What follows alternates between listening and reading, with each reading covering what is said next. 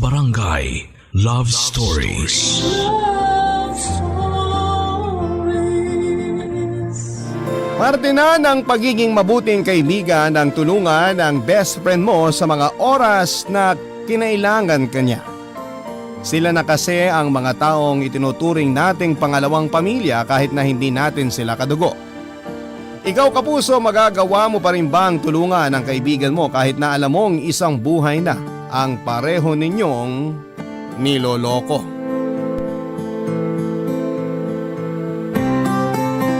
Dear Papa Dudut, magandang araw po sa inyo. Ismael na lamang po ang itawag nyo sa akin. 27 anyos at nagtatrabaho bilang bagger sa isang supermarket dito sa Quezon City.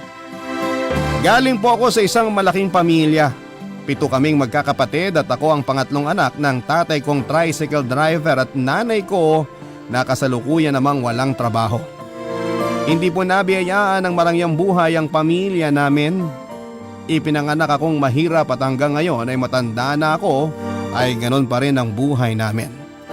Nakikitira lang kami sa bahay ng kapatid ng tatay ko na nag-migrate na sa ibang bansa. Bagamat kamag-anak ay buwan-buwan pa rin kaming nagbabayad ng renta sa kanila. Hindi pa kasama dito ang binabayaran namin sa kuryente at tubig. Sa kabila ng kahirapan ay may mga pagkakataon pa rin namang nakakaranas din ako ng mga bagay na minsan ay mga mayayaman lang ang may afford. Dahil ito sa kaibigan at kababata kong si Ken. Bata pa lamang kami matalik ko ng kaibigan si Ken, Papa Dudut. Kumpara sa amin ay mayaman ang pamilya nila. Uniko iho siya, sima ng tatay, samantalang may sarili namang restaurant ng pamilya nila na pinamamahalaan ng kanyang nanay. Sa kabila ng magkasalungat na estado namin sa buhay ay mabilis kami noong naging magkaibigan ni Ismael. Magkatabi lang kasi ang bahay namin, Papa Dudut. Dahil only child ay lagi noong nangangabilang bakod si Ken para makipaglaro sa akin. Tapat na kaibigan kong ituring ko si Ken at kaya kong magpakatotoo tuwing kasama ko siya. At hindi ko na kailangang magpakitang tao pa. Kahit na mayaman ay hindi ako nalilimutan noon ni Ken na ambunan ng mga bagay na meron siya.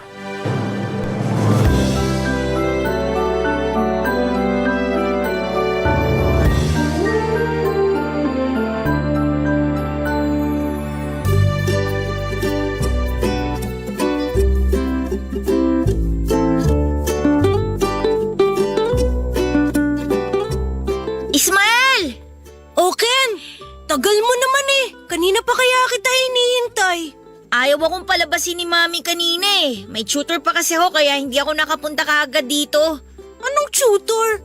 Tutor, parang teacher din na tinuturuan ako sa mga subjects natin sa school. May classmate ka rin ba sa tutor? Wala! Mag-isa lang akong tinuturuan ni Teacher Marie. Teacher Marie? Yan ang pangalan ng tutor mo? Oo. Galing naman. Pero hindi ba nakakatamad yun? Pagod ka na nga sa school tapos may tutor ka pa pag-uwi. Okay lang naman kasi pwede ako maglaro tsaka kumain habang nag-tutor. Tsaka binibigyan naman ako ni Mami ng pera pagkatapos eh. Talaga? Mag-aaral ka lang tapos may pera ka na? Oo, tsaka yung tutor ko na ang gumagawa ng assignment ko. Pero wag mong sasabihin sa school ah. Ibig bang sabihin yan? Tapos mo na assignment natin? Pakopya naman ako. Sige ba? Pero bago niyan, tikman muna natin to. Tcharan! Ano yan? Chocolate! Dumating na kasi yung padalang box ni Daddy. Talaga? Eh di madami kayong chocolate sa bahay niyo ngayon. Oo, marami. 3 box kaya pinadala ni Daddy. O heto, tikman mo to oh. Nakakain ka na ba ng ganitong chocolate? Hindi pa eh. Wala namang kaming kamag-anak sa ibang bansa. Masarap ba yan? Oo, masarap yan. Tikman mo. Yan lagi ko pinapabili kay Daddy kasi favorite ko yan eh. May peanuts yan sa loob.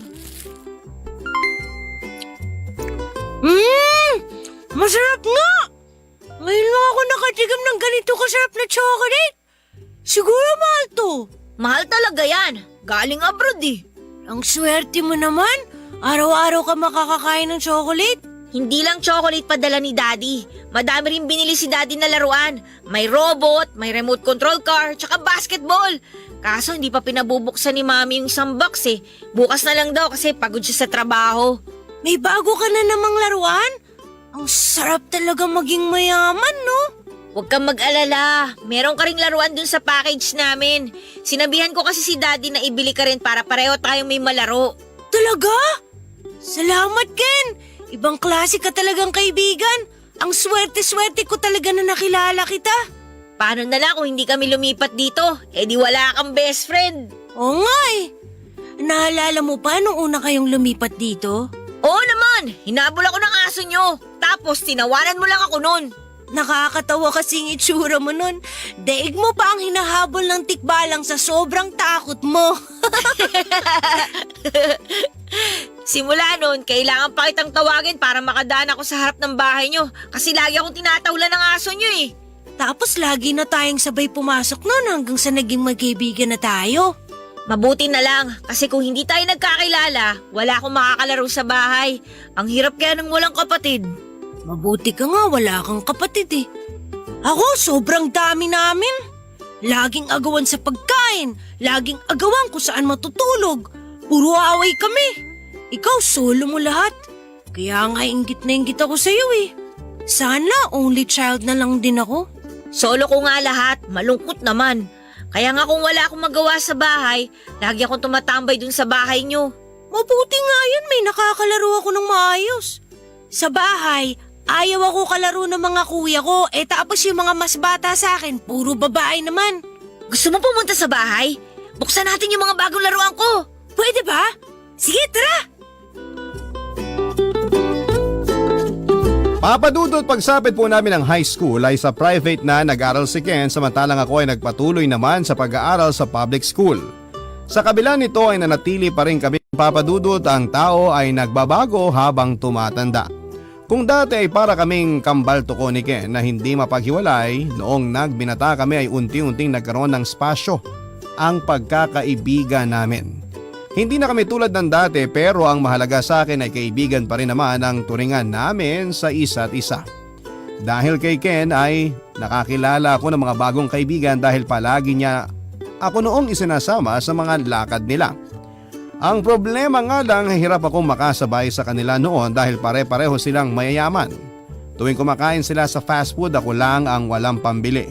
Pagkatapos maglaro ng basketball, naka-soft drinks sila samantalang ako ay ice water lang ang iniinom. Hindi naman nila ako pinababayaan, Papa Dudut. Palagi nila akong nililibre dahil naiintindihan naman nila ang sitwasyon namin na mahirap lamang. Pero kapalit ng panlilibre nila sa akin ay parabang ako na ang naging runner ng barkada. Ako ang palaging inuutusang bumili ng pagkain, magpark ng motor, magsundo ng ibang tao at iba pa. Tuwing may inuman nga kami noon ay ako ang laging taga-bili ng alak, taga-timpla, taga-luto ng pulutan at taga-ligpit kapag lasing na ang lahat. Hindi naman ako noon nagreklamo dahil kahit papaano ang mga bagay na yon na lamang ang maiaambag ko sa grupo dahil hindi naman po ako mayaman. Ang mahalaga ay masaya ako kasama ang mga bago kong barkada. Isa pa po ay si Ken lang ang kaisa-isa kong kaibigan na itinuturing ko ng parang kapatid. Kahit na minsan ay para bang mababa lang ang tingin niya sa akin ay hindi ko na lamang binibigyan ng mali siya ang pagbabago ng ugali niya.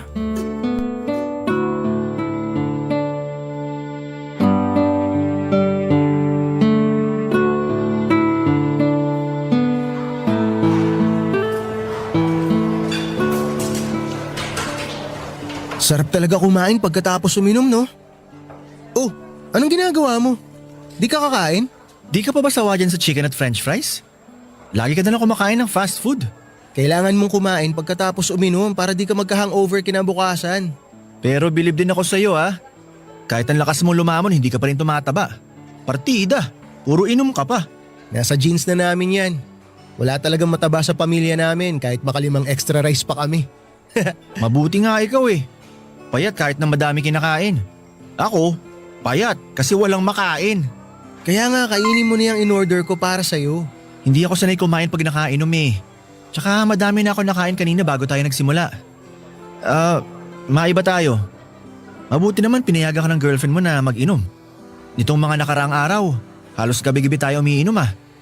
Okay na ba sa kanya na lumalabas ka tuwing gabi? Hindi.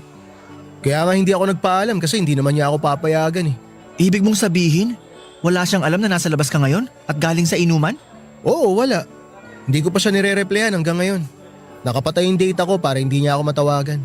Ibang klase ka rin ha? Mas mahal mo talaga ang alak kaysa sa girlfriend mo. At least ang alak hindi marunong magalit. Yung girlfriend ko, lahat na lang bawal. Kapag may ginawa ako, away agad. Daig pa niya asawa kung pagbawalan niya ako eh. Bakit? Sino ba siya? Girlfriend lang naman siya. Ikaw naman, iniisip ko lang naman ng tao. Kasi baka kung ano nang nangyari sa'yo. Overprotective na ang tawag dun. Sa sobrang pagka-overprotective niya, OA na siya. Nakakasakal na. Ganun talaga kung mahal ka ng tao. Hindi rin. Kapag mahal ka ng isang tao, hahayaan ka niya na mag-enjoy. Hindi yung pagbabawalan ka para maging miserable ang buhay mo. Ang gusto yata niya mangyari, magkulong ako sa bahay. Ano ako, preso?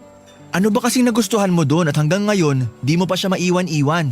Wala naman talaga ako nagustuhan dun eh. Nagandahan lang ako sa kanya kaya ako siya niligawan. Kaso sobrang obsessive pala niya. Lahat ng galaw ko kailangan alam niya. Kulang na lang maglagay ako ng CCTV sa ulo ko para mapanood niya lahat ng ginagawa ko. Di hiwalayan mo na siya kung ayaw mo na sa kanya. Hihiwalayan ko na talaga siya. Inaantay ko lang nasagutin ako nung kausap ko ngayon sa Facebook. Ha? May kausap ka ng iba? Oo, 3 weeks na rin kami nag-uusap. Kapag ito sinagot ako, hihiwalayan ko na talaga yung girlfriend ko. Idol, ikaw na talaga. Paturo naman paano maging isang Ken. Nasa diskarte lang yan. Dakilang playboy ka talaga. Biruin mo, hindi pa kayo naghihiwalay ng girlfriend mo, may nakaredy ng papalit?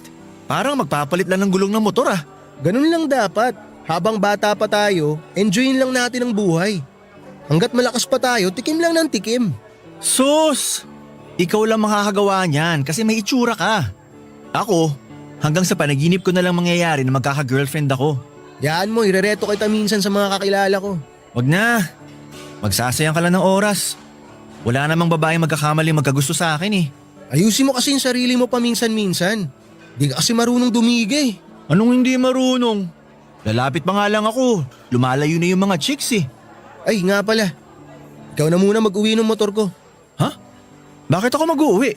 Sabihin mo sa girlfriend ko, ikaw na muna mag-aatid at sundo sa kanya. Sabihin mo na lang na hindi ako pinayagan ni mami mag-drive kasi grounded ako. Bakit naman? Ayoko muna makita yung girlfriend ko. Siguradong mainit na naman ulo nun sa akin kasi di ko binabasa mga message niya. Hayaan ko munang lumamig ulo niya bago ko siya hiwalayan. Hihiwalayin mo na talaga siya? Kawawa naman yung tao. Kasalanan din naman niya eh.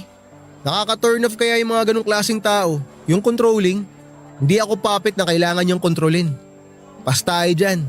O sige, ako na muna maghahatid sundo sa kanya. Basta ba habang nasa akin motor mo, pwede ko rin gamitin kahit saan ha? Ikaw bahala. Ayos! Papadudod hanggang sa magtapos kami sa college ni Ken ay gano'n na ang naging setup naming dalawa. Ako ang laging tagasalo kapag sawa na siya sa girlfriend niya.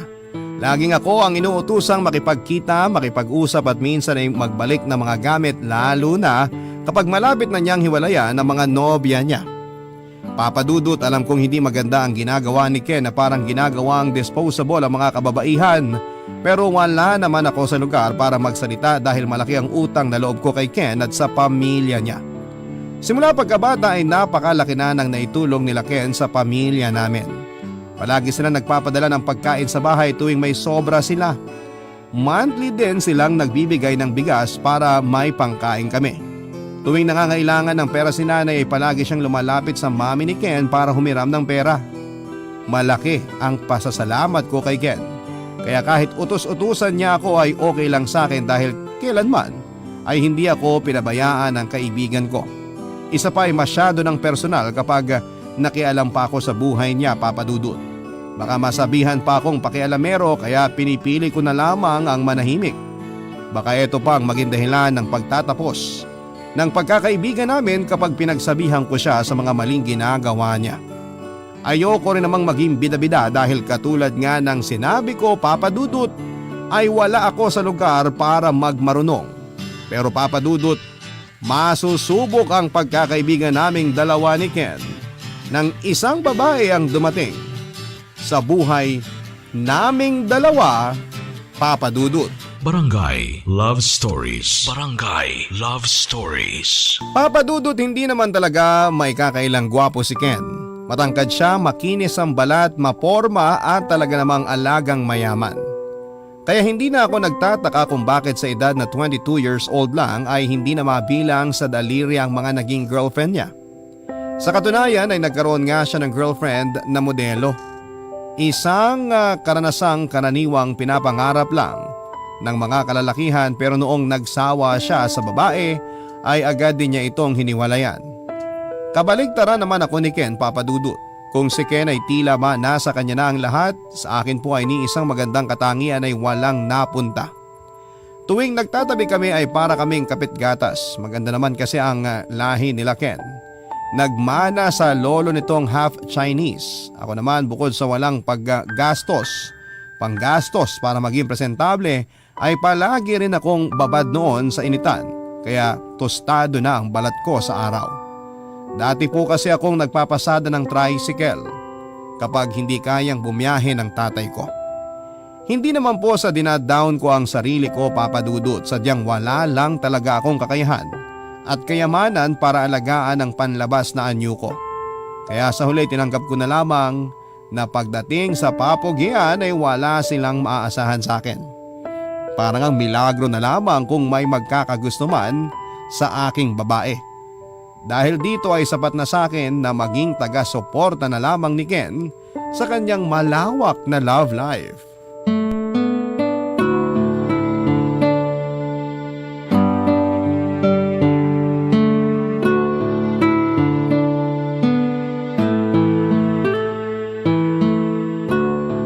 Bro, tinan mo to. Ano yan? Bagong chicks na naman? Mismo, di ba? Ganda ba? Ayos yan bro ah. Maganda, maganda. Ganyan mga tipo kong babae. Saan mo siya nakilala? Bagong empleyado sa office namin yan. Quality, no? Mas maganda to kaysa sa ex mo na model. Huwag mong sabihing pinupormahan mo yan ha.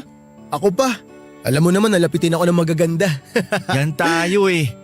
Hanggang ngayon wala pa rin pinagbago. Chick boy pa rin. Di ka pa nasanay? Nasanay na ako. Inaantay ko na lang kung kailan ka magbabago. You mean kung kailan ako magseseryoso?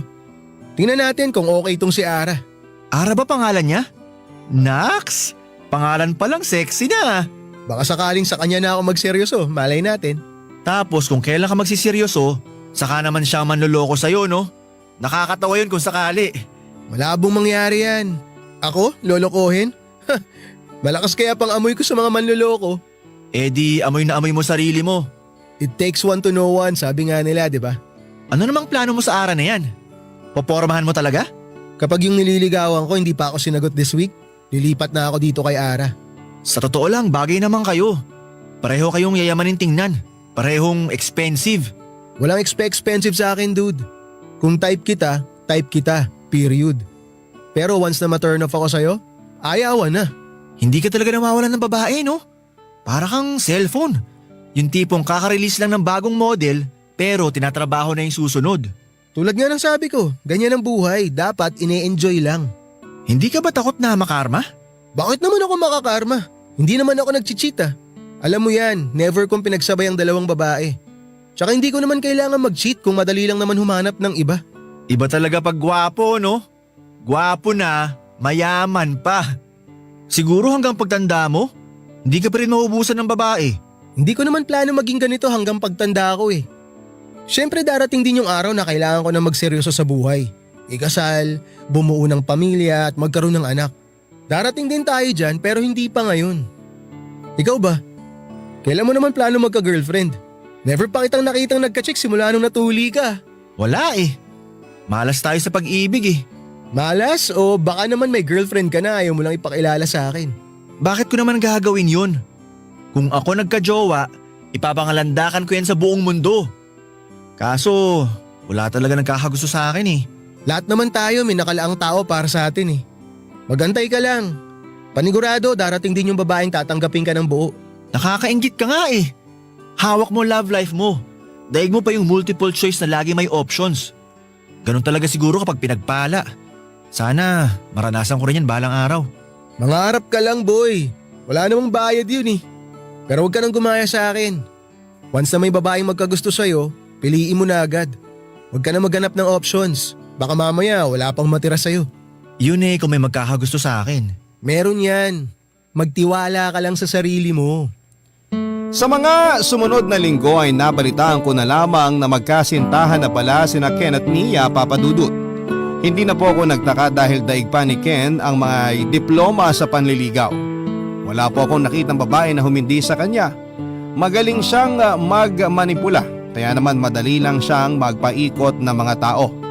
Sa kabilang banda ay nakaramdam ako ng kaunting awa kay Mia dahil puso niya ang magiging bagong laruan ni Ken. Maganda si Mia Papadudut. Sa lahat ng naging girlfriend ni Ken ay sa kanya ako pinaka nagandahan. Pasok na pasok kasi siya sa mga tipo ko ng babae. Matangkad, balingkinita ng katawan, mahaba ang buhok at malinis manamit. Elegante siyang tignan, nangungusap ang mga mata kahit na hindi nakangiti. Siya yung tipo ng babaeng mahirap mapasiguro ang pinakamasayang araw na nangyari sa akin, Papadudut. Lumipas nga ang mahigit 5 buwan ay unti-unti rin nagsawa si Ken kay Mia. Expected ko na yon, Papadudut. Dahil kalimitang 5 buwan lang talaga nagtatagal si Ken sa mga nagiging kasintahan niya. Pero ang pinagtataka ko, kahit sawa na si Ken kay Mia ay ayaw pa rin niya itong pakawalan.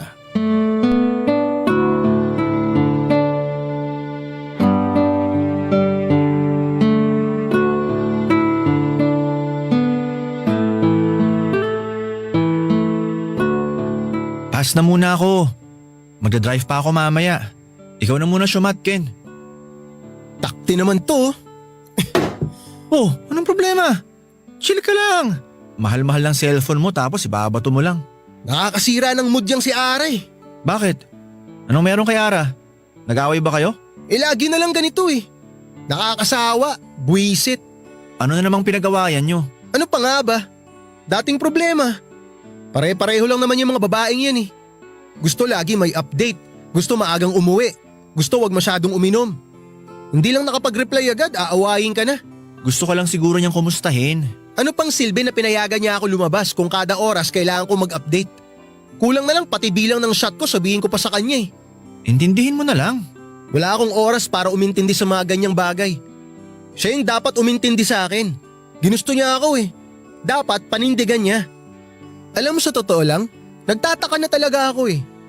Bakit ba kasi ang mga babaeng yan gustong gusto nilang baguhin yung mga boyfriend nila?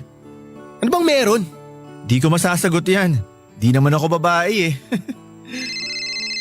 Oh, bad trip talaga oh. Oh, ayan. Tinatawagan ka na ata. Hayaan mo siya. Gusto mo ako na lang sumagot sa tawag ni Ara? Ha? Bakit mo naman sasagutin? Ikaw ba boyfriend niya? Wala akong masamang intensyon. Nakakaawa lang kasi. Isipin mo na lang. Baka hindi yan makatulog sa pag-aalala sa'yo. Lalo na nag-aaway pa naman kayo. Kailan ka pa naging concerned sa love life ko? Para hindi ka na naaabala. Kapag kinausap ko siya at na-explain ko ng maayos kung anong meron, baka tantanan ka na niya. Eh di wala nang problema. Mukhang magandang idea yan ah. May naisip na ako. Ganito na lang. Oh, kunin mo tong phone ko. Ikaw na muna humawak niyan. Bakit? Pumapayag ka na nakausapin ko siya? Oo, pumapayag na ako. Kakausapin mo siya. Pero hindi sa tawag. Kakausapin mo siya sa chat. Sa chat? Oo. Magpapanggap ka na ako ikaw. Ang dating, ako yung kausap niya. Ikaw na muna mag-entertain sa kanya. Pero wag na wag mong sasabihin na ikaw ang kausap niya, Ismael ah.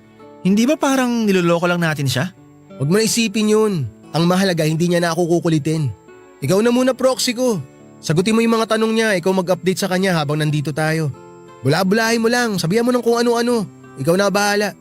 Eh, paano kung mabuking tayo? Hindi tayo mabubuking unless ilaglag mo ako. Hindi mo naman gagawin yun, di ba? Siyempre hindi. Sa tagal na natin magkaibigan, kailan ba kita nilaglag? Yan, mabuti yan. Dapat alam mo kung kanino loyalty mo. Sige na, kausapin mo na siya. Sigurado ka ha? Paano kung may mapag-usapan kami tapos bigla niyang itanong sa'yo sa personal? Walang huli to, babasahin ko rin naman yung mga chat nyo pagkatapos eh. Kaya huwag kang magtatangkang magsabi ng kung ano-ano kay Ara.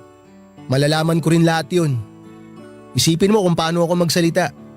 Kung paano ako sumagot. Huwag bobo ang reply ah. Tsaka ayusin mo spelling mo.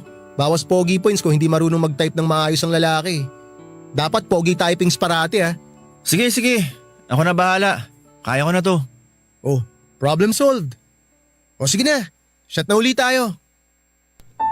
Papadudod simula ng gabing yon tuwing wala sa mood si Ken at kapag tinatamad siyang kausapin ng girlfriend niya, ay ako na lagi ang inuutusan nitong kumausap kay Mia.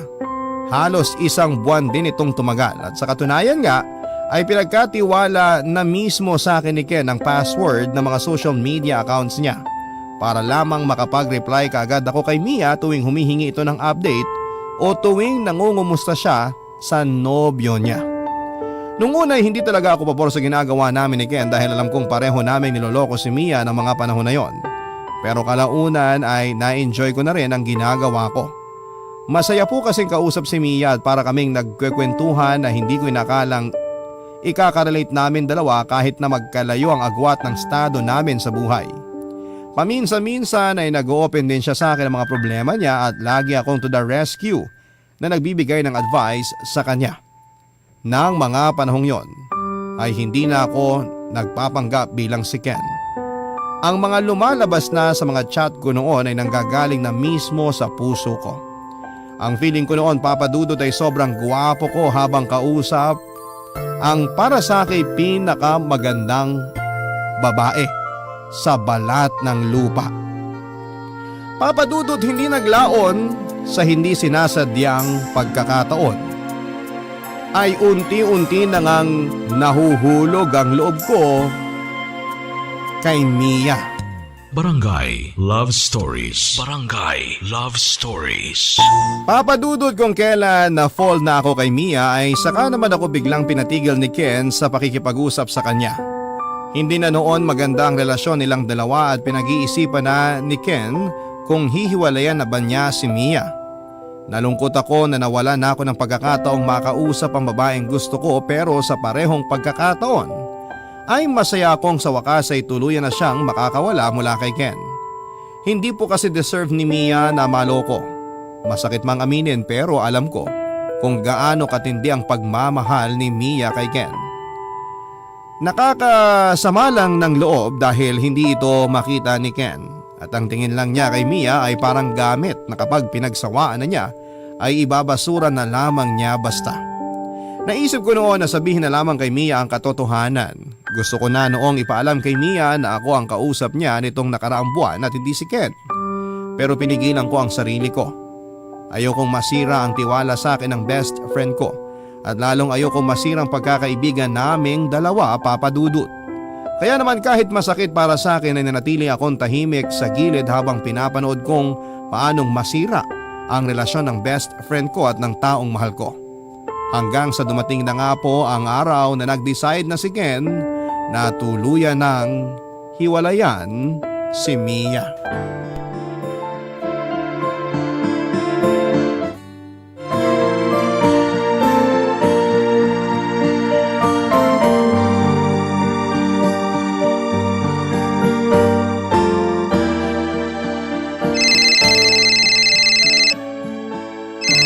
Panglimang beses na yung tawag ni Ara.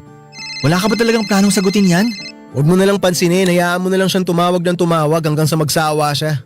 Hulaan ko. Nag-away na naman kayo, no? Hindi kami nag-aaway. Hindi ko lang talaga siya pinapansin. Bakit naman? Para siyang bata eh. Daming gusto sa buhay. Kung makapag-demand, akala mo asawa ko na. Girlfriend ko lang naman siya. Binata pa ako pero daig ko na yung may asawa. Bawat galaw kailangan may pahintulot niya. Ayoko nang ganun.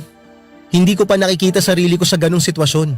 Gusto ko pang enjoyin ang buhay ko kasi panigurado kapag nag-asawa na ako, wala na akong ibang gagawin kundi magtrabaho na magtrabaho para sa pamilya ko.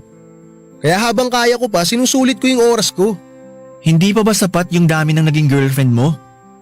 Bahala ka. Baka maubusan ka ng babae dyan. Hindi naman ako mawawala ng babae. Daming babae dyan. Tsaka hindi ko naman nakikita yung si Ara na wife material. Baka mamaya kapag pinakasalan ko siya, maaga akong mamatay dahil sa konsumisyon. Bakit di mo pa gawin ngayon?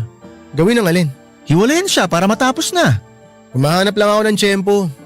Wala pa ako sa mood gumawa ng kadramahan ngayon eh. Ayoko masira araw ko. Pinapahaba mo lang yung paghihirap ng tao eh. Tapusin mo na lang ngayon para wala ng problema. Bakit ba mas marunong ka pa sa akin? Ikaw pa talaga mag-uutos sa akin? Hindi mo pa nga nararanasan magkaroon ng girlfriend sa buong buhay mo? Naawa lang kasi ako kay Ara. Naawa o baka naman may gusto ka na sa kanya? Ano? Bakit mo naman nasabi yan? Si Ara? Magkakagusto ako sa kanya?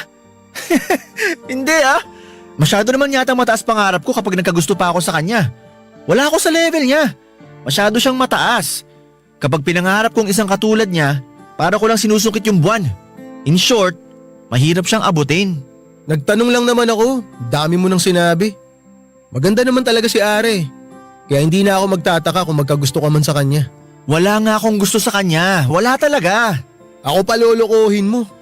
Nabasa ko lahat ng messages mo sa kanya nung nagpapanggap ka pang ako. Kung hindi in love ibig sabihin ng mga chat na yon, ewan ko na lang. Maniwala ka sa akin bro. Hindi talaga. Ayoko namang sirain yung bro code ng barkada. Alam ko namang bawal jowain ng ex ng isa't isa. Kaya hindi ko magagawa sa inyo ang bagay na yun.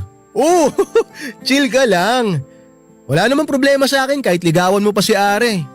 Malay mo, siya na pala yung hinihintay mong babae sa buhay mo. Malabo na mangyari yan. Ikaw talaga? Hindi lang babae pinapaasa mo. Pati ako na kaibigan mo, papaasahin mo rin? Huwag mo na akong bigyan ng pantasya na hindi magkakatotoo. Masyado kasing mababa tingin mo sa sarili mo eh. Ano nang nangyari sa Love is Blind? Di ba nga sabi nila wala sa panlabas na anyo yan kundi sa laman mismo ng puso mo? Sus! Sa mga pelikula lang nangyayari yan. Sino babae naman ang hahanap ng pangit? Yung naghahanap ng true love. Yung totoong lalaki na magmamahal sa kanila at hindi sasaktan ng puso nila. Yun ang gusto ng mga babae, seryoso sa pag-ibig. Hindi pogi ang hanap nila, kundi yung lalaki na magmamahal sa kanila ng totoo. At sa'yo pa talaga nang galing yan? Maniwala ka sa akin dude. Marami ng experience ng best friend mo. Kala mo naman totoo. Bahala ka nga dyan. Gagawin mo pa akong hopeless romantic eh. Concerned lang din ako sa'yo. Baka tumanda kang binata, sige ka. Bahala ka. Parang tanga.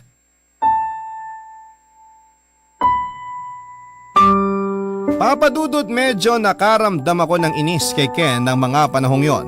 Naiinis ako sa kanya dahil pinaglaruan lang niya ang feelings ni Mia. Para bang habang tumatagal ay lalong lumalaki ang ulo ni Ken at masyado nang mataas ang tingin nito sa sarili niya dahil lamang marami ng babae ang nakolekta niya. Ang masaklap sa kabila ng pagiging playboy niya ay marami pa rin babaeng nagkakandara pa sa kanya. Pagkalipas ng ilang linggo ay tuluyan na ngang naghiwalay sina Ken at Mia. Alam ko kung gaano nasaktan si Mia sa nangyaring hiwalayan dahil saksi ako kung gaano niya kamahal ang kaibigan ko. Sa mga usapan pa lang namin ay makikita na kung gaano kalaki ang ibinigay na pagmamahal ni Mia kay Ken. Sa katunayan nga ay planado na nito ang future nilang dalawa ni Ken. Yun nga lang ay wala pala sa future ang utak ni Ken kundi nasa kasalukuyan pa lamang. Gusto ko mang i-comfort noon si Mia ay lagi naman akong inuunahan ng takot at kaba. Ayoko kasing magmukhang naghahabol sa kalat ng ibang tao. Isa pa ay gusto kong patunayan kay Ken na wala akong gusto kay Mia kahit na ang totoo ay nahulog na ang loob ko sa kanya. Sinikap kong lumayo sa problema nilang dalawa, Papa Dudut, pero nang minsang mapadaan ako sa lugar nila Mia ay naglakas loob akong kumustahin siya. Kinapalan ko na rin ang mukha ko, Papa Dudut, at nagtapat ako sa kanya ng totoo kong nararamdaman.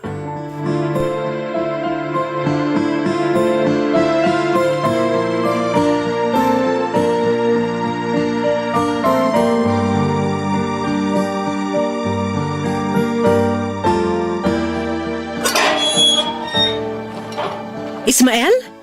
Naparito ka. May kailangan ka ba? Kasama mo ba si Ken? Hindi.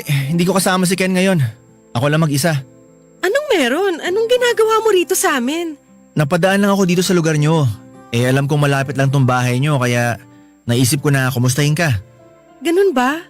Akala ko naman pinadala ka ni Ken para kausapin ako. Inaasahan mo ba na pupuntahan ka ni Ken? Hindi naman. Nagulat lang ako nung nakita kita rito. Lagi kasi kayo magkasama ng taong yun eh. Kung nasan siya, lagi ka ring nandun. Magkaibigan na kasi kami simula pagkabata eh. Natural lang na lagi kami magkasama. Kumusta na pala siya? Si Ken? Huwag mo nang alalahanin yun. Lagi namang nasa mabuti ang kalagayan nun eh. Tsaka, May bago na siyang girlfriend. Hindi na ako magugulat dyan. Parang nagpapalit lang siya ng damit kung magpalit ng girlfriend eh. Ikaw, kumusta ka na? I'm okay. Thanks for asking. Still hurting pero kinakaya. Wala eh. Nagmahal ako ng maling tao eh.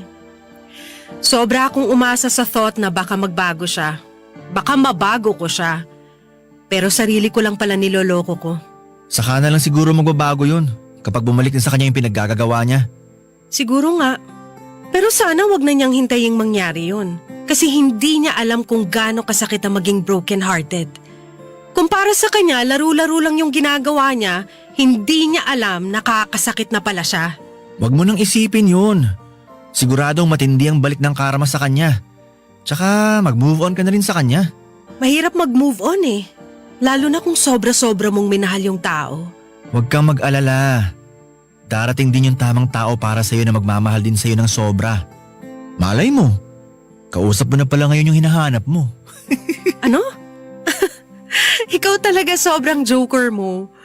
Pero totoo, Totoo na. sabi nga nila, hindi naman nasusukat sa itsura yung pagmamahal eh. Kaya… Wait lang. Sorry. Seryoso ka ba sa sinasabi mo? Oo, seryoso ako, Ara. Simula nung nagkausap tayo, na-develop na yung feelings ko sa'yo eh. Nagkausap tayo? Kailan? Nung magkakasama tayo nila Ken? Hindi ko alam kung dapat ko bang sabihin to sa'yo pero gusto ko lang malaman mo na may pagkakataon noon na ako ang nagpapanggap na Ken tuwing kachat mo siya. Ako nakakausap mo ng mga panahong magkaaway kayo ni Ken. Yung late night talks na umaabot ng umaga, ako yun, hindi si Ken. Hindi naman ako ganon ka-dense, Ismael. Alam ko na hindi si Ken ang nakakausap ko noon. Halata naman eh. Pero ang hindi ko alam, hindi ako aware na ikaw pala yun. So you mean kasabwat ka niya? Magkasama kayo sa panloloko sa akin? Hindi naman sa ganun. Naaawa lang ako sa'yo noon kaya ako pumayag na gawin yun. Kung naaawa ka sa akin, dapat binigyan mo na lang ako ng heads up kung saan papunta yung relationship namin ni Ken. Hindi yung sinabayan mo pa siya sa kagaguhan niya. Nakakadismaya sa totoo lang. Pero ano pa bang magagawa natin? Tapos na ang lahat. Wala nang sense kahit na magalit pa ako sa'yo. Para saan pa, di ba? Sorry, hindi ko na-realize na sobrang mali na pala yung ginagawa namin noon. Mukhang mali nga talaga ako ron. Pero na-enjoy ko na kasi yung mga kwentuhan natin eh. Kaya tinuloy ko na. Sorry din pero hindi ko maibibigay sa'yo yung gusto mong mangyari. Pwede tayong maging friends pero not more than that. Isa pa, I don't date guys who are friends with my exes. I'm sorry, Ismael. Wala yun. Sa totoo lang inaasahan ko na to. Pero at least nasabi ko na yung totoong nararamdaman ko. Hindi nga lang maganda yung kinalabasan pero ayos na yun. Mabait ka namang tao eh.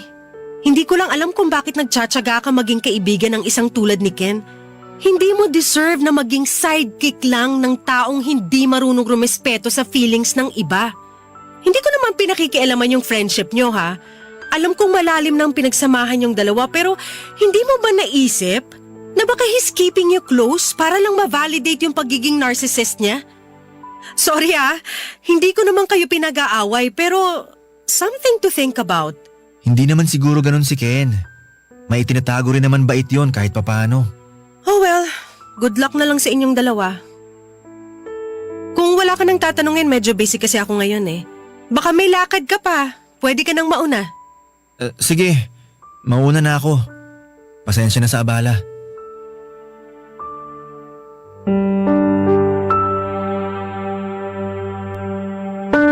Papadudot masakit ang ma-reject pero mas lumalamang ang saya ko na kahit papaano ay inamin ko kay Mia ang tunay na nararamdaman ko. Hindi man maganda ang kinalabasan ay wala akong pagsisisi. Ang mahalaga sa akin ay maisip ni Mia na kahit talikuran siya ng buong mundo ay may isang Ismael na humahanga at sumusuporta sa kanya. Sa naging pag-uusap namin ni Mia ng araw na yon, Papadudot, ay marami akong napagtanto.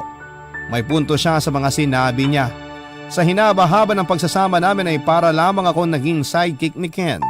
Ako ang karaniwang tumatapos sa mga sinisimulan niya.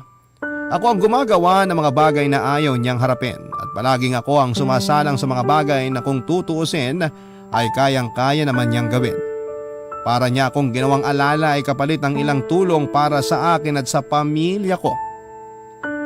Papadudot habang buhay kong tatanawin na utang na loob ang pagtulong ni Ken at ng mga magulang niya sa amin. Pero sa pagkakataong pong yun ay unti-unti na akong dumistansya sa kaibigan ko at napag-isip-isip ko na hindi ko na kayang suportahan ang mga ginagawa niya kaya mas mabuting lumayo na lamang ako sa kanya. Hindi nga po naglaon papadudod sa mga sumunod na taon ay tuluyan nang naghiwalay ang landas namin ni Ken. Ni hindi man lang siya nagtaka kung bakit bigla na lamang ako nawala sa buhay niya. Ni hindi niya ako kinumusta sa haba ng panahong hindi kami nagkita. Siguro nga ay wala nga talaga siyang paki sa akin. Pinatunayan lamang niya na totoo ang mga sinabi ni Mia noong araw na yon. And speaking of Mia, ay meron na po siyang boyfriend sa ngayon. Matagal-tagal na rin sila at ang chismis ay malapit yata silang ikasal. Ako naman hanggang sa ngayon ay single pa rin pero hindi pa rin po ako nawawala ng pag-asa na sa tamang panahon ay darating din ang taong para sa akin. Hanggang dito na lamang po ang kwento ko, Papa Dudut, at maraming salamat. Ang inyong forever na kapuso at kabarangay, Ismael. Barangay Love Stories.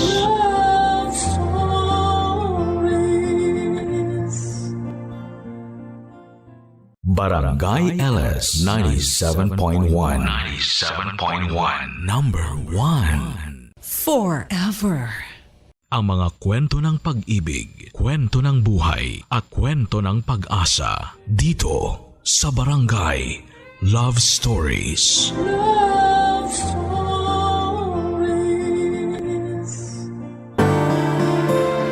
Ang kaakibat ng pagmamahal ng buo at totoo ay ang posibilidad ng sakit na hindi biro. Dahil ang pusong nagmamahal ng lubusan ay siya ring unang napupunit kapag dumating ang hindi inaasahang pamamaalam. Ikaw, kabarangay, sino ang greatest heartbreak mo? Dear Papa Dudut, ang katawan natin kapag nasugatan ay maaari itong malunasan agad sa pamamagitan lamang ng pag-inom ng gamot. Pero kapag ang puso na natin ang nasaktan, walang gamot ang makatutulong para malunasan ang sakit na nararamdaman mo. Magandang araw po sa inyo at sa lahat ng bumubuo ng inyong programa. Tawagin niyo na lamang po ako sa pangalang Sandra, 35 years old at isang accounting assistant. 14 anyos lamang ako nung una kong naranasan ang tinatawag nilang puppy love. Taong 2004, second year high school lamang ako noon nagkaroon ako ng atraksyon sa fourth year high school student na si Lance. Hindi naman talaga siya yung tipo ng pang-campus crush na level. Sa katunayan ay wala ngang masyadong nagkakagusto sa kanya noon dahil tipikal lang ang itsura nito. Pero naakit ako sa kanya dahil sa napaka-makulay nitong personalidad. Una ko siyang nakilala noong nagkaroon ng school congress sa paaralan namin kung saan ay ilang piling mag-aaral mula sa iba't ibang eskwelahan ang nagsama-sama para sa 3 araw na pagtitipon. Kaming dalawa ni Lance ang napiling kumatawan sa naganap na school pageant at doon mismo nabuo ang paghanga ko sa kanya. Simula noon tuwing nakikita ko siya sa eskwelahan ay nag-iiba ang kabog ng dibdib ko na para bang kinikilig ako, Papa Dudut.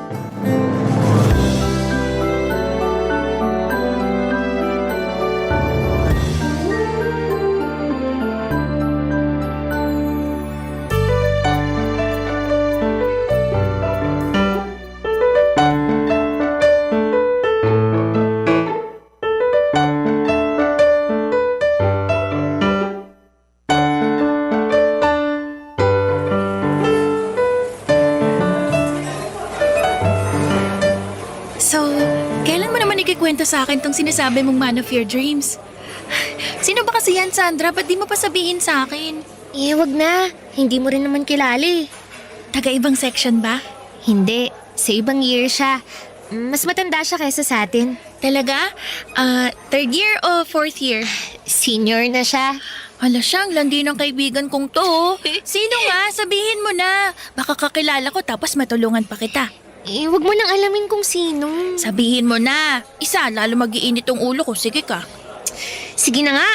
Basta, atin lang to Huwag mong ipagsasabi kahit na kanino. Oo na. Sino ba kasi yung lalaking tinutukoy mo? Si Lance.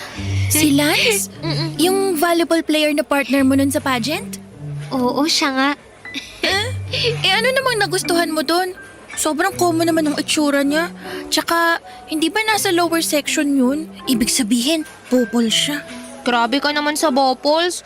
Wala naman yan sa itsura tsaka sa talino. Nasa pagkatao yan. O ano namang meron sa pagkatao niya na nagustuhan mo? Friendly siya. Tapos makulit, palatawa, tsaka sobrang caring. Basta, hindi mo pa kasi siya nakakasama kaya hindi mo alam yung totoong ugali niya. Sa bagay, hindi rin naman talaga ganun kataas yung standards mo eh. Nung elementary nga tayo, nagka-crush ka rin dun sa uhugin nating kaklase, di ba? Hoy, cute din naman kasi yung kaklase natin yun noon. Ay nako, pero alam mo, tropa ni Lance yung kaklase natin, si Michael. Pareho silang naglalaro ng volleyball eh. Totoo ba? Oo, ang alam ko tambayan nila yung old grandstand sa likod ng school. Baka nandun sila ngayon. Gusto mo puntahan natin? Wag na. Ano namang gagawin natin dun? Siyempre, tutulungan kitang pormahan si Lance. Alam nga namang hanggang crush-crush ka na lang dyan. Sa susunod na lang. Ngayon na. Wala kang mapapala sa patwitams mo dyan. Hindi na uso yung ganyan, no? Sakto na kay Michael yung notebook ko sa Filipino. Kinopya niya yung board ko sa Ibong Adarna. Kunwari, kukunin natin yung notebook ko para may rason tayong lapitan sila. Pero, hindi ko alam kung... Shh! Wala nang pero-pero. Halika na.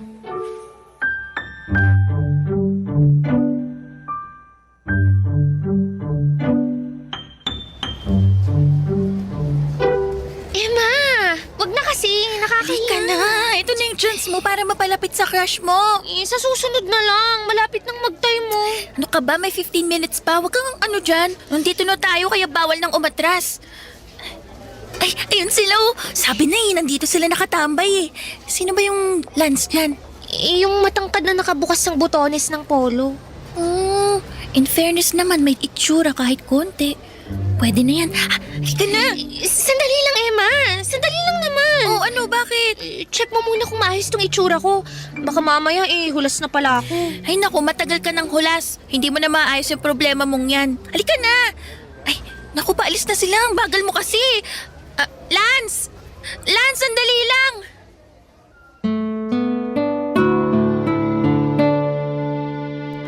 Papadudot, may hiyamang nararamdaman noon ay naglakas loob akong hingin ang cellphone number ni Lance. Tinext ko siya kinagabihan at nagulat ako dahil mas mabilis pa sa 4:00 noong nireplyan niya ako na parabang matagal na niya akong inaantay na mag-text sa kanya. Sa mga sumunod na araw ay mas napalapit pa kami sa isa't isa hanggang sa napasama na kami ng kaibigan kong si Emma sa grupo nila Lance. Hindi naglaon ay naging kami rin ni Lance, Papadudot. First time ko lang pumasok sa isang relasyon noon kaya nung una ay natakot akong sagutin siya dahil baka magalit ang mga magulang ko kapag nalaman nilang may boyfriend na ako. Simula noon ay araw-araw pagkatapos ng klase namin ay lagi ko siyang nakikitang nagaantay sa labas ng classroom namin. Hindi siya umuwi hanggat hindi niya ako nakikitang nasundo ng tatay ko.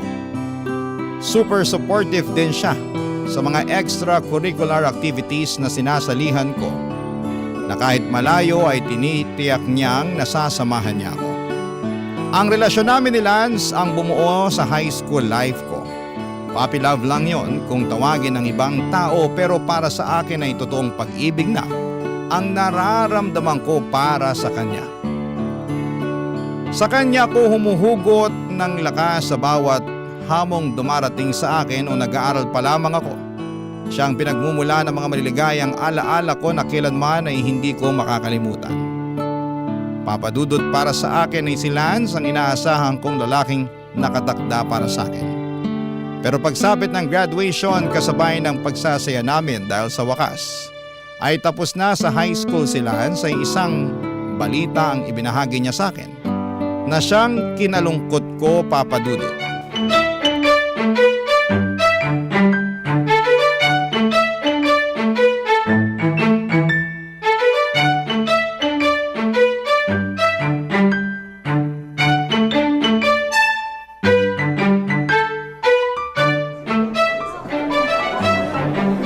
Sandra! Congratulations, Lance! Pasensya na kung wala akong dalang regalo para sa'yo Bawi na lang ako sa susunod. Ayos lang yun. Di mo na kailangan mag-abala. Yung presensya mo pa lang dito. Okay na sa akin yun. Masaya na ako. Nasaan na si Emma? Ay, nauna na siyang umuwi. Ah, ganun ba? Nasa labas na si na mama, naghihintay. Gusto ko niyang imbitahan. Kain daw tayo sa labas. Ako? Naku, paano yan? Hindi ako nakapagbihis ng maayos Tingnan mo itong itsura ko. Mukha lang akong mamimili sa palengke. Uy, grabe. Maganda naman yung suot mo Alam mo, kahit ano pang isuot mo, maganda ka pa rin. Di ka na. Teka lang sandali. May nakakalimutan ka yata. Ano? Hindi ba may sasabihin ka dapat sa akin? Yung tungkol sa sinabi ng mama mo kanina. Ah, yun ba? Mamaya na lang natin pag-usapan pagkatapos natin mananghalian. Lance, sabihin mo na ngayon. Kanina ko pa yan iniisip Mas mabuting ipaalam mo na sa akin para mapanatag na ako. Di ko kasi alam kung paano ko sasabihin tong balitang to sa'yo Ang totoo kasi niyan, kahit ako, di ko pa talaga tuluyang natatanggap yung mangyayari. Mangyayari? Ano ba kasi yun? May kinalaman ba to sa ating dalawa? Kasi Sandra, sa susunod na buwan, magmamigrate na kami sa US. Ano? Migrate? Lilipat na kayo sa US? Oo, buong pamilya namin, doon na kami titira. Doon na rin ako magpapatuloy ng pag-aaral ko.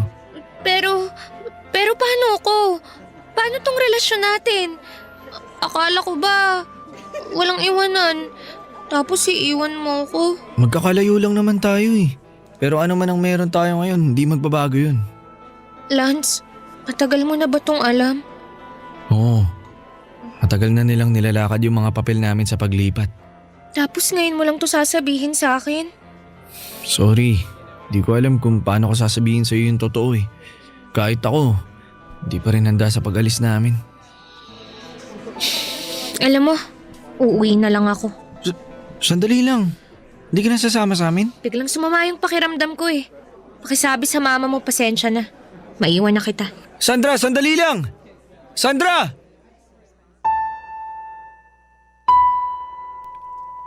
Papa Dudut, nagtampo ako noong nalaman kong lilipat na sa Amerika ang buong pamilya ni Lance. Hindi dahil huli ko nang nalaman ang pag-alis nila kundi dahil sa kaalamang magkakalayo na kami ni Lance.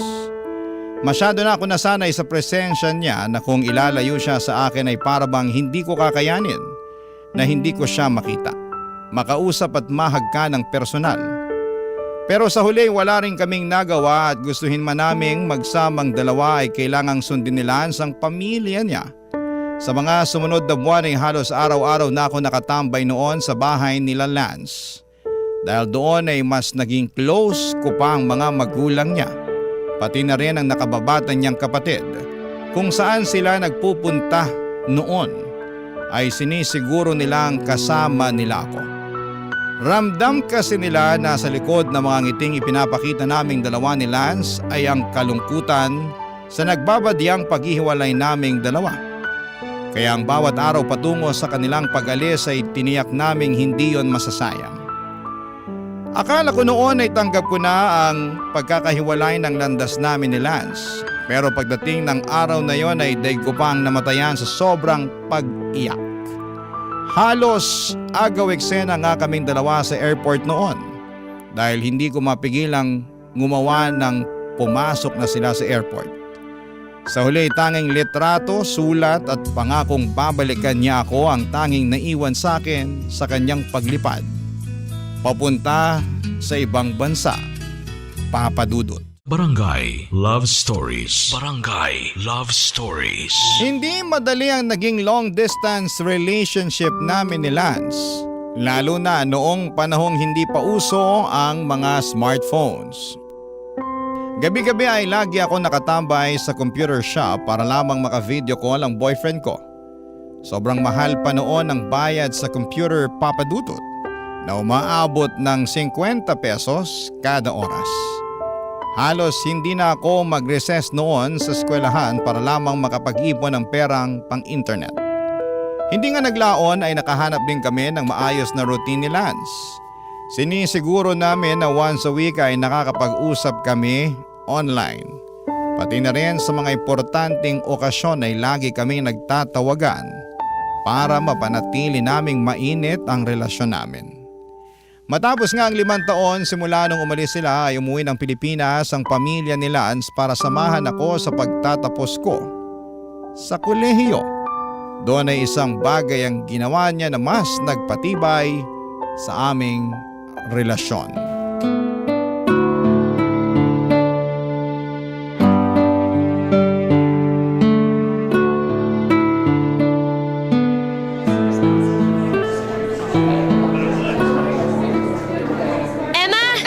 Ay, naku, Sandra, congratulations! Congratulations din sa'yo, sis!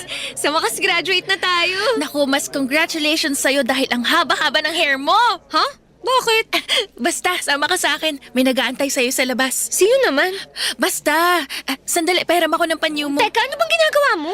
Kailangan mo ng piring sa mata para mas ma-surprise ka. Hawak ka lang sa akin, dali. Sundan mo ako, ha? Sandali lang, baka matumba ako. Saan ba tayo pupunta? Basta, magtiwala ka lang sa akin. Ayan. Oh, dahan-dahan lang, ha? Ayan, malapit na tayo. Saan ba kasi tayo pupunta, Emma? Ang dami mo namang alam, ha? Basta, wait lang. Nandito na tayo, oh. Konti na lang. Hakbang. Ayan. Kailangan nating lumayo sa mga tao para walang masyadong umepal sa eksena nyo. Eksena namin, Ninong. Nang bisita mo. Ayan, nandito na tayo. Oh, tatanggalin ko na tong piring, ha? Ready ka na ba? Kanina pa ako ready. Okay. Bibilang ako. 3, 2, 1. Surprise! Lance, Congratulations, love. kailan ka pa umuwi? Sinong kasama mo? Mag-isa ka lang ba? Oh, one question at a time lang. Mahina ka laban. Ito muna, flowers. Congratulations ulit. Oh, salamat. Oh, paano yan? Maiwan ko na muna kayong dalawa dyan, ha? Makikipagpicturan lang muna ako sa mga kaklase natin doon. Bye-bye! Salamat, Emma. You're welcome. Basta yung chocolate ko, ha? Sige na, babush! Nagulat naman ako. Hindi ko alam na umuwi ka pala. Hindi ko talaga pinaalam sa'yo para ma-surprise kita. Si Emma lang yung sinabihan ko. Mag-isa ka lang? Kasama mo ba si tita? Kasama ko buong family ko. Tinaon ko talaga na ngayong buwan yung bakasyon namin para sakto sa graduation mo. Grabe, hindi pa rin ako makapaniwala. Ikaw ba talaga yan, Lance? Oo, ako nga. Sobrang namiss kita, Sandra. Ako rin. Halika nga rito, payakap nga. Ay, parang kagabi lang, magkausap pa tayo sa phone eh. Hindi ko alam na nasa Pinas ka na pala. Galing ko magtago ng secret, no? Ay, masaya na ako ngayong araw dahil nagtapos na ako. Pero hindi ko inakala na mas may isasaya pa pala tong araw na to. Ako na siguro yung pinakamasayang graduate ngayon. Nga pala, may isa pa pala akong regalo sa'yo. Meron pa? Ito. Ano to? Buksan mo. Ha? Tama ba itong nakikita ko? Lansing-sing ba to? Hindi lang basta sing-sing yan. Na. Promise ring to. Natanda sa buong commitment ko sa'yo. Pangako ko naman na natili akong loyal at faithful sa relasyon natin kahit magkalayo pa tayo. Tong sing-sing na to, ito yung magiging paalala na pipiliin natin ang isa't isa kahit anong mangyari. Patunay ito na ang relasyon natin papunta sa tamang direksyon. Lance! Ngayon, Hoy! Bakit ka lumuluhod dyan? Sandra, tinatanggap mo ba ang promise ring na to bilang simbolo na mananatili tayo sa tabi ng isa't isa hanggang sa dulo? Oo naman, Lance. Tinatanggap ko. Susuot ka na ha, wala nang bawian. Oo, wala nang bawian. Pangako ko sa'yo, tayo hanggang sa dulo.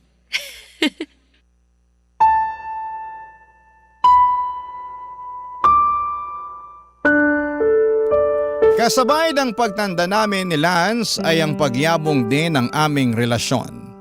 Sa mga sumunod na mga taon ay mas nag-mature pa ang tingin namin sa isa't isa. Kaya naman mas naalagaan pa namin ang pagsasama namin kahit na milya-milya ang layo namin mula sa isa't isa. Papadudot, hindi namin namamalayan na umaabot na pala kami ng mahigit 10 taon sa aming relasyon. Nang mga panahong yon ay pinagplanuhan na naming magpakasal. Sa katunayan, may nakatakda ng taon kung kailan kami dapat mag-isang dibdib. Kaso nga lang ay hindi namin inakala na iba pala ang plano sa amin ng kapalaran. Bago natapos ang taong 2017 ay na-diagnose si Lance na merong colon cancer. Labis-labis ang pag-aalala ko para sa kanya noon. Na kung maaari lang ay lumipad na rin ako patungo sa Amerika para lamang maalagaan ko siya. Lumaban naman po si Lance at sumailalim siya sa hindi mabilang na chemotherapy at ilang mga operasyon para lamang malampasan ang sakit nito. Pero sa huli, ang cancer na dumadaloy sa katawan nito ang siyang nagwagi. Pagsabit ng 2019 ay masyado nang advance ang cancer ni Lance kaya minabuti nilang itigil na ang pagpapagamot dito.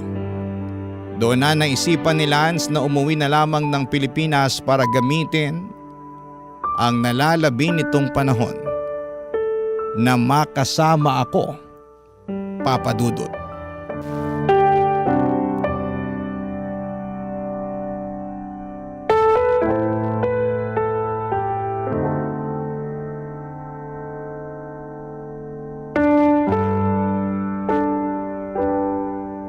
Naaalala mo pa ba tong singsing na ibinigay mo sa akin? Oo naman, ito nga oh. Suot-suot ko pa rin yun sa akin kahit maluwag na. Sabi mo, 'di ba, sasamahan mo ko hanggang dulo. Nangako ka sa akin na magsasama tayo hanggang sa huli.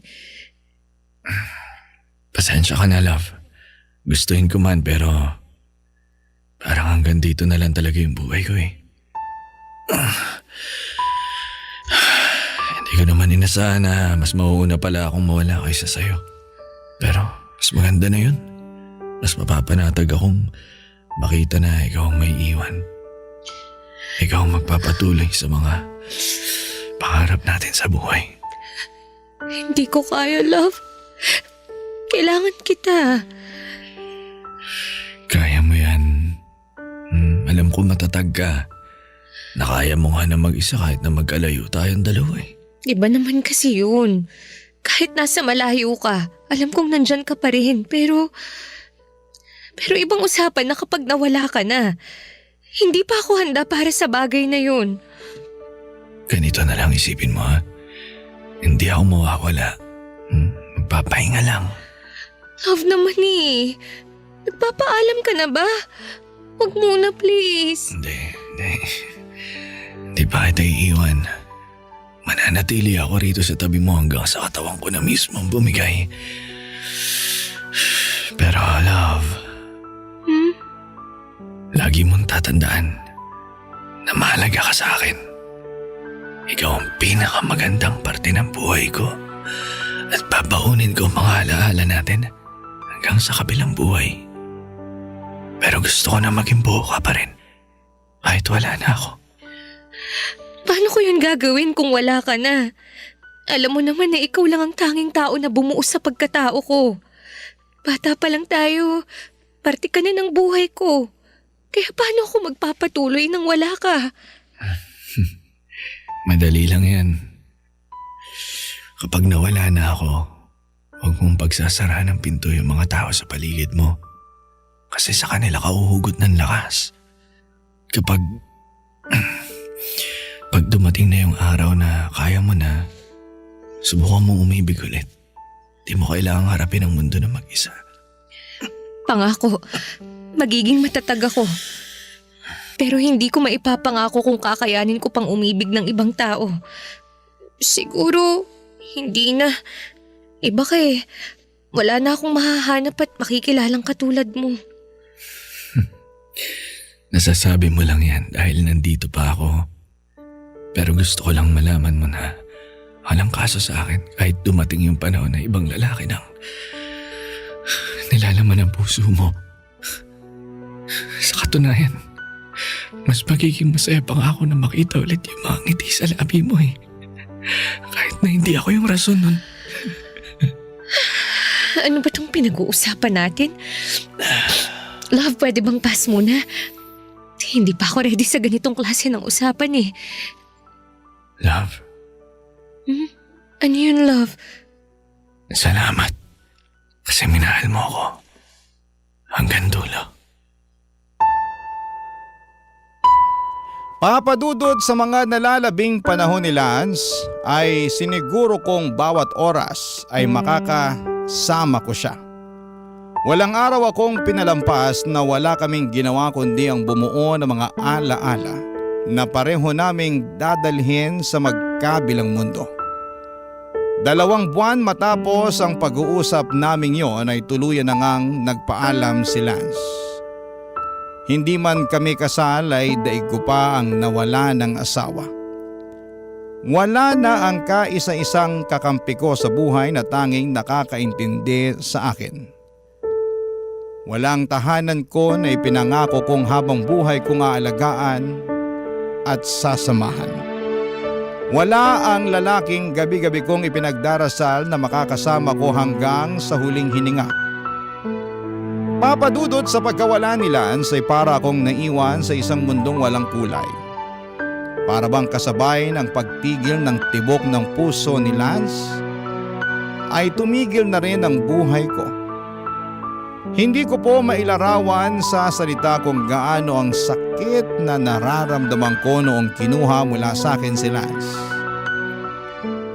Kung mas may malungkot pa sa salitang kalungkutan, ayun na siguro ang nararamdaman ko noong namayapa siya.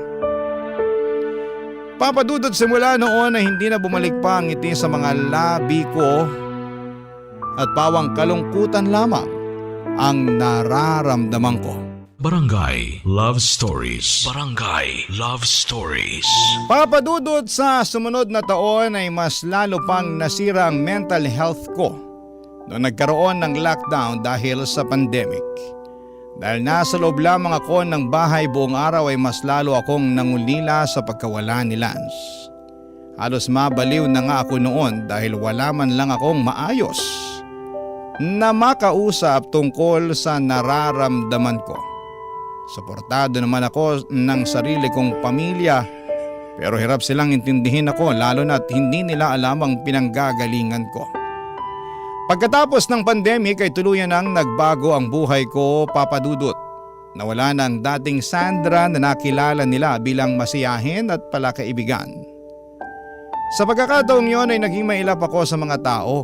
Mas gusto ko na lamang noon na mag-isa at hindi ako lumalabas ng bahay maliban na lamang tuwing pumapasok ako sa trabaho. Ni walang makalapit sa akin noon dahil nagsimulang magbago ang pakikitungo ko sa mga taong nakapaligid sa akin. Para bang ang mundo ko noon ay tuluyan ng binalot ng kadiliman. Hanggang sa netong nakaraang taon lang ay isang baguhang empleyado sa kumpanya kung saan ako nagtatrabaho ang biglang pumasok sa buhay ko. Siya si Anton na hindi ko inaasahang unti-unting babago sa masalimuot kong buhay, papadudot.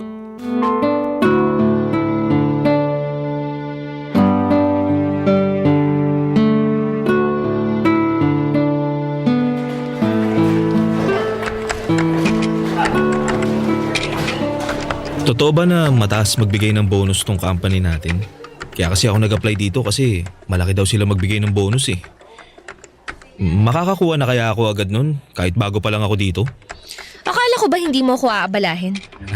Pasensya ka na. Kausap ko lang yung sarili ko. Huwag mo na akong pansinin dito. Totoo nga ang chismis na suplada ka. Anong sabi mo? Wala. Ang sabi ko, aantayin ko na lang yung tinatapos mo. Tapos na ako. Antayin mo na to, aayusin ko lang yung mga kailangan mo. Bilis naman.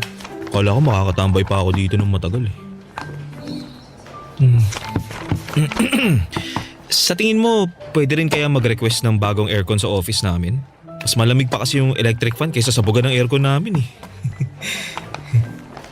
Okay, nice talking to me. Ito na yung mga kailangan mo. Oo. Okay ka lang?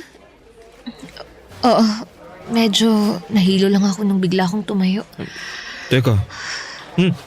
Mainit ka. May sakit ka ba? Gusto mo dalang kita ng gamot? Hindi, wag na. Kunin mo na to para makaalis ka na. Pero sigurado ka bang... Uy! Miss! Miss, okay ka lang ba? Tulong! May tao ba dyan? May nahimatay dito! Tulong!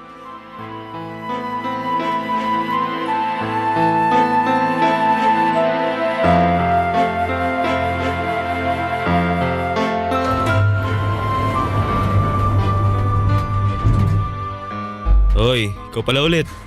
Kaka-out mo lang din. Oo, pauwi na ako. Ano? Kumusta na pakiramdam mo? Okay ka na ba? Eto, okay na ako. Salamat pala kanina. Ikaw daw nagdala sa akin sa klinik. Wala yun. Kahit sino naman gagawin yung ginawa ko eh. Natural instinct, kumbaga. Ganyan ka ba talaga katahimik? O sadyang hindi ka talaga namamansin ng mga tao? Bakit mo naman natanong? Wala naman. Curious lang ako kung totoo ba yung mga sinasabi ng iba rito na mailap ka sa mga tao. Eh ano sa tingin mo? Mukha nga. Hindi ka mahilig sumagot sa mga taong kumakausap sa'yo eh. Kala ko nga introvert ka nung una. Minsan tuwing nagkakasabay tayo sa elevator, binabati kita pero di ka naman namamansin. Inisip ko na lang na baka mahiyain ka. Wala lang talaga akong ganang makipag-usap sa mga tao. Hindi naman sa nangihimasok ako pero ang kwento kasi sa akin, nagsimula ka raw magbago nung namatayan ka? Asawa o boyfriend? Di ko na maalala kung ano yung sinabi. Basta may nawala sa'yo na malapit sa puso mo kaya ka naggaganyan. Alam mo, mauuna na ako sa'yo. Maiwan na kita. Sandali lang, marami pa akong itatanong sa'yo eh. Miss! Miss!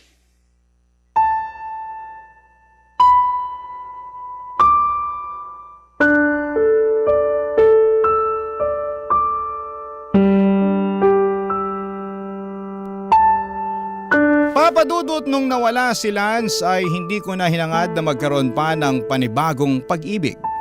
Wala na yon sa mga plano ko sa buhay ko.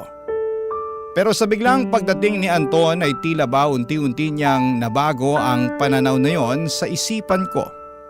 Hindi ko namamalaya na dahan-dahan na pala nitong binabago ang buhay ko. Ang dating mundo ko na tila ba wala ng kulay ay unti-unting nagkaroon ng laman. Ang matataas na pader na binuo ko para sa sarili ko ay dahan-dahan kong ibinabana. Sa isang iglap ang kalungkutang nararamdaman ko dahil sa pagkawala ni Lance ay napalitan ng ligaya sa pagdating ni Anton. Nang mga panahong yon ay si Lance pa rin ang laman ng puso ko pero hindi naglaon ay nagkaroon din ako ng lakas ng loob na papasukin si Anton sa buhay ko. Naisip ko na yun naman talaga ang gustong mangyari ni Lance. Ang magkaroon ako ng pangalawang pagkakataong umibig ulit at maramdaman ang saya na dulot nito. Kaya kahit nag-alinlangan pa, ay sinubukan kong sumugal. Masakit mang iwan ang nakaraan kasama si Lance ay kinailangan kong harapin ang kinabukasan sa tulong ni Anton. Papadudot.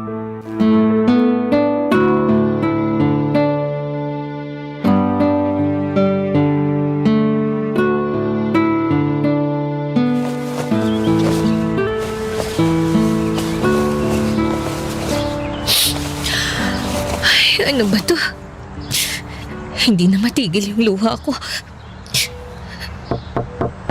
Sandra? Dito na ako. Sandali lang! Nandyan na.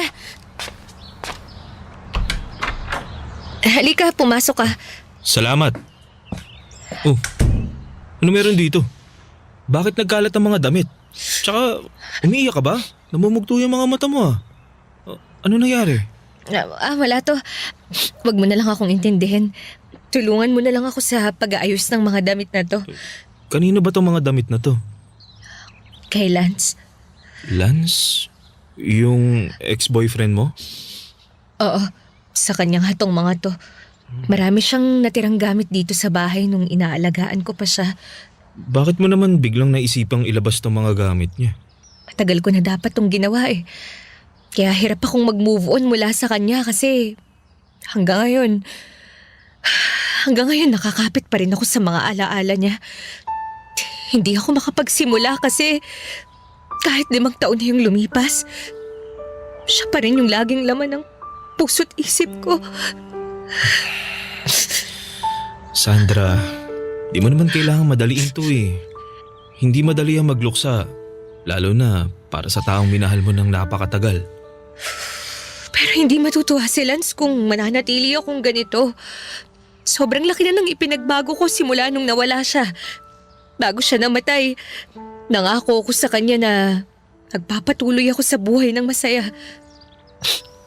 Alam mo, Anton, simula nung nawala si Lance, ngayon na lang ulit ako nakaramdam ng kasiyahan. Yun ay nung nakilala kita. Totoo ba yan? Oo, ikaw lang yung taong dumating sa buhay ko na hindi ko ina-expect na magbibigay ulit ng kulay sa buhay ko. Sa tuwing nakakasama kita, para bang bumalik yung dating saya sa buhay ko. Alam mo, hindi ko naman intensyon na palitan si Lance o kunin kung ano man yung lugar niya sa puso mo. Alam kong espesyal siya at kahit kailan, hindi ko maihigitan ng pag-ibig na binigay niya sa'yo. Pero pwede kong subukan dahil alam kong deserve mong makatanggap ulit ng tunay na pagmamahal. Kaya ako nga ito ginagawa eh. Kasi handa na ako. Sa wakas, kaya ko na siyang pakawalan. Kaya ko nang magmahal ulit ng hindi na nakukonsensya. Kaya ko na ulit tumanggap ng pag-ibig ng hindi inaalala yung nakaraan ko. Dahil yun sa tulong mo, Anton. Ibig bang sabihin ito, tinatanggap mo na ako sa buhay mo? Oo, hindi dahil gusto ko nang kalimutan si Lance, kundi dahil gusto kong tuparin yung ipinangako ko sa kanya. Na magiging masaya ako ulit. Yun ang gusto niyang mangyari. Salamat. Salamat, Sandra, at binigyan mo ako ng pagkakataon. Ano ka ba? Ako dapat ang magpasalamat sa'yo. Dahil kahit ilang beses kitang itinulak palayo, nandyan ka pa rin. Nagpupursige para sa akin.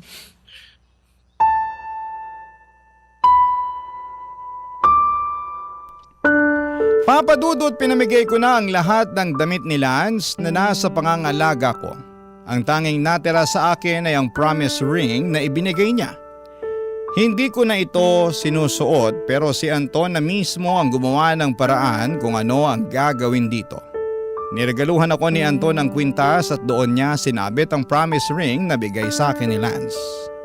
Sabi nila mahirap higitan ang first love, hindi lang dahil sa alaala at damdaming kaakibat nito, kundi dahil sa bawat ngiti, halakhak at yakap na unang naramdaman mo ay nag-iwan ng bakas sa puso mo. Pero hindi ibig sabihin nito na wala na tayong karapatang umibig ulit. Walang sino man ang makakapalit sa pwesto ni Lance sa puso ko. Pero handa akong magbigay ng espasyo para kay Anton. Hindi lang sa puso ko kundi pati na rin sa nalalabing buhay ko. Papadudod sa ngayon ay patuloy ang pagtibay ng relasyon namin ni Anton at umaasa ako na sa pagkakataong ito, siya na ang taong makakasama ko hanggang sa dulo. Dito na po nagtatapos ang kwento ko at sana po ay nagustuhan niyo po ito. Maraming salamat po and more power sa Barangay Love Stories. Ang inyong forever kapuso at kabarangay, Sandra. Ano ang masasabi mo sa ating Barangay Love Stories today? Aabangan namin yan sa aming comment section.